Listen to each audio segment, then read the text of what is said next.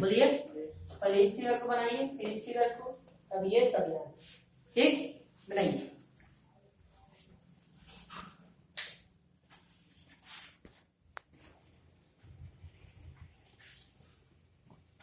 लिख दीजिए व्हीटस्टोन सेतु विधि, Wheatstone bridge method.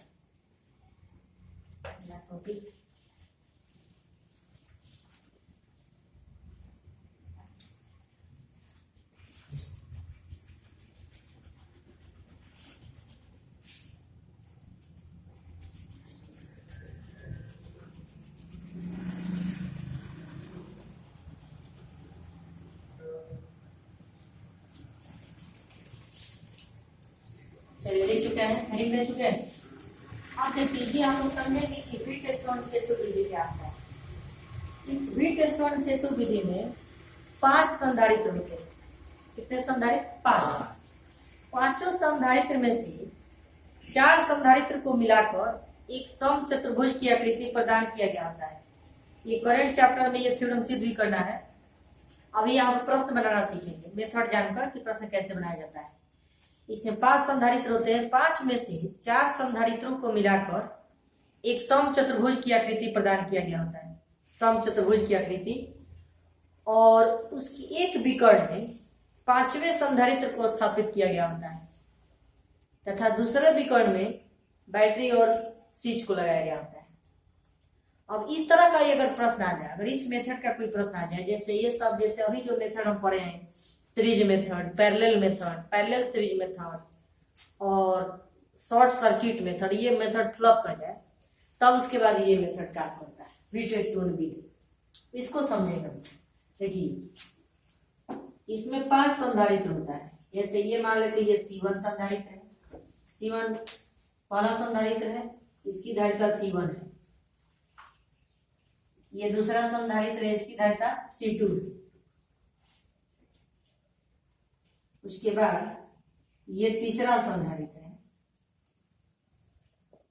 इसकी धारिता C4, ये वाला तीसरा है।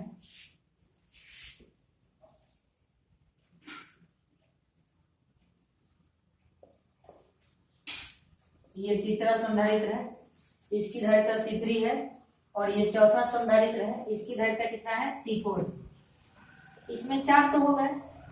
और एक संधारित्र जो है ये इस सम चतुर्भुज के विकर्ण में होता है। सम चतुर्भुज के, मान लेते हैं कि ये C5 है। क्या है? C5। और ये एक दूसरा विकर्ण बच गया, तो इस विकर्ण में बैटरी और सेल को लगाया गया होता है, बैटरी और स्विच को लगाया गया होता है। किसको लगाया गया होता है? बैटरी और स्विच को।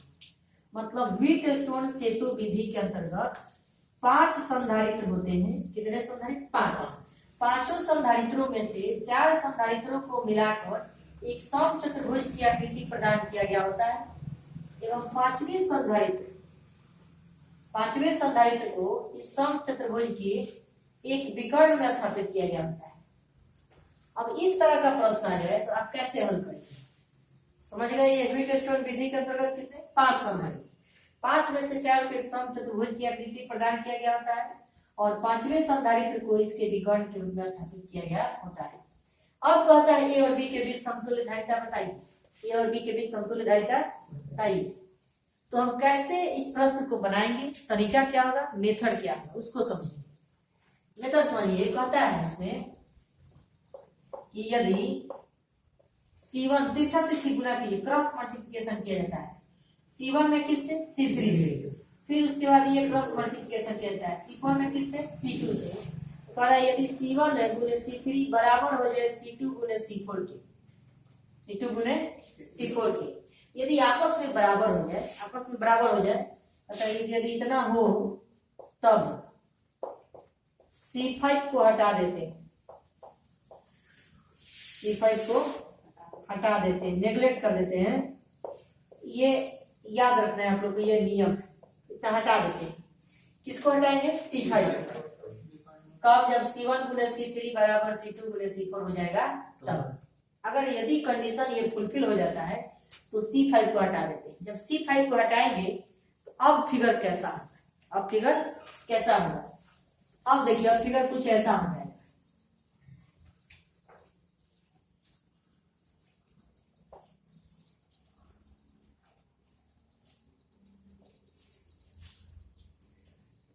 अब फिगर कुछ इस प्रकार से हो जाएगा।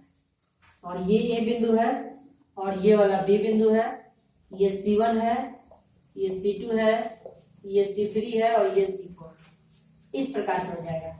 तो अब बताइए अगर यहाँ से हम यहाँ तार को कट करते हैं और इसको ऐसे खींचते हैं तो ये दोनों वाला C1 और C2 ये दोनों श्रेणीक्रम हो जाएंगे। किस क्रम हो जाएंगे? फिर उसके बाद जो है अगर हम इसको यहाँ से कट करते हैं, इसको यहाँ से, ये तो बिंदु यही पर है, फिर यही पे जोड़ना भी है, तो ऐसे थोड़ा सा इस मोड़ा क्या है जिसको ऐसे खींच के कटा, तो उस स्थिति में ये और ये वाला श्रेणीक्रम है, फिर ये नीचे वाला दोनों श्रेणीक्रम है, और फिर उसके बाद जो है किस क्रम है? समांतर क्रम। समझ में आ गया? तो फिलहाल आप इतना इस फिगर को बनाकर इसको नोट कीजिए, फिर उसके बाद इसको नोट कीजिए, फिर आगे बताते हैं।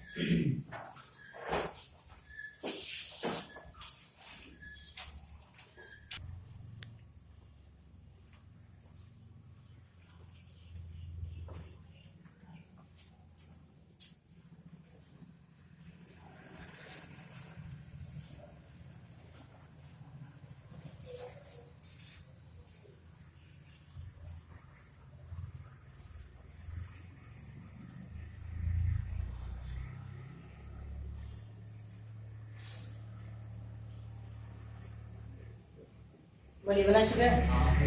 चलिए देखिए इसमें क्या है,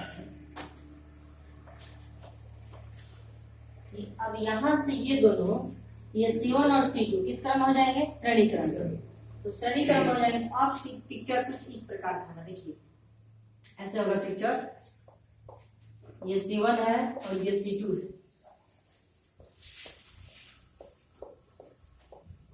ये बी बिंदु है और ये वाला ए बिंदु।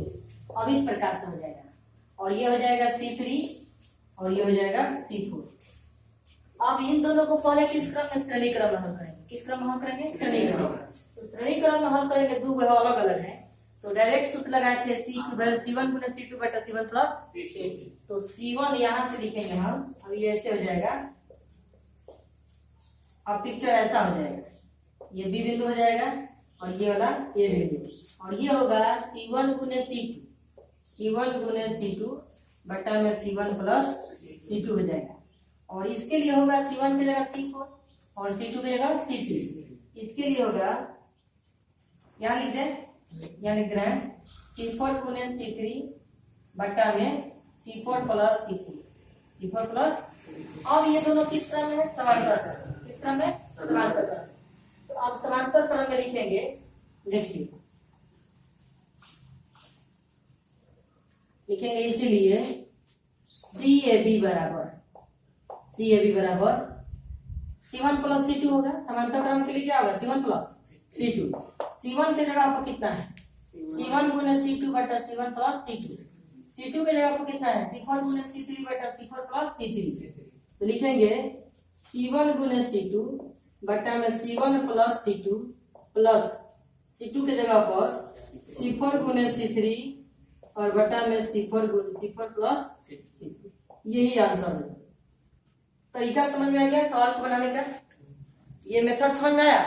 अब इसको अगले क्लास में सवाल करेंगे, क्लियर होगा। चलिए नोट कीजिए इतना।